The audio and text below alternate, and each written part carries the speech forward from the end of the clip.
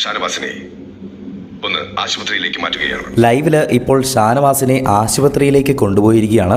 കൂടുതൽ ചികിത്സയ്ക്കായിട്ടും ചെക്കപ്പിനായിട്ടും ഷാനവാസിനെ താൽക്കാലികമായിട്ട് ആശുപത്രിയിലേക്ക് മാറ്റുകയാണ് എന്ന് ലൈവിൽ ഇപ്പോൾ കൺഫഷൻ റൂമിലൂടെ ബിഗ് ബോസ് അനൗൺസ് ചെയ്യുന്നുണ്ടായിരുന്നു. ഷാനവാസിനോട് പേടിക്കേണ്ട, എൻ്റെ ആളുകൾ അവിടെ ഉടനെ വരുമെന്ന് ബിഗ് ബോസ് പറഞ്ഞു. അപ്പോൾ തന്നെ ഒരു 3 പേര് അവിടെ കൺഫഷൻ റൂമിലേക്ക് വന്ന് ഷാനവാസിൻ്റെ ഒരു മാസ്ക് ധരിച്ചു കൊടുത്തു.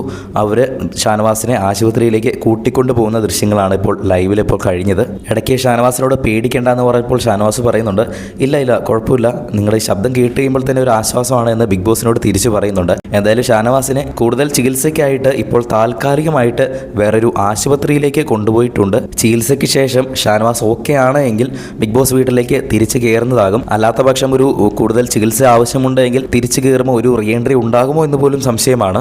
ഇത് പ്രേക്ഷകർക്ക് കാണുമ്പോൾ വളരെ വലിയൊരു ഫിസിക്കൽ അറ്റാക്ക് ആയിട്ടൊന്നും തോന്നത്തില്ല.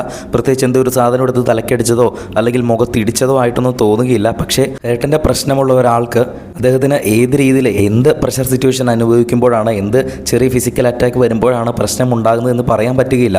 അതുകൊണ്ട് തന്നെയാണ് ഇപ്പോൾ ആശുപത്രിയിലേക്ക് കൊണ്ടുപോകുന്നതും. എന്തായാലും ഷാനവാസിന് എത്രയും പെട്ടെന്ന് തന്നെ ഓക്കെ ആയിട്ട് തിരിച്ച് ബിഗ് ബോസ് വീട്ടിലേക്ക് കയറാൻ പറ്റട്ടെ എന്ന് തന്നെ നമുക്ക് പ്രാർത്ഥിക്കാം. കൂടുതൽ അപ്ഡേറ്റ്സുമായിട്ട് വീണ്ടും വരാം.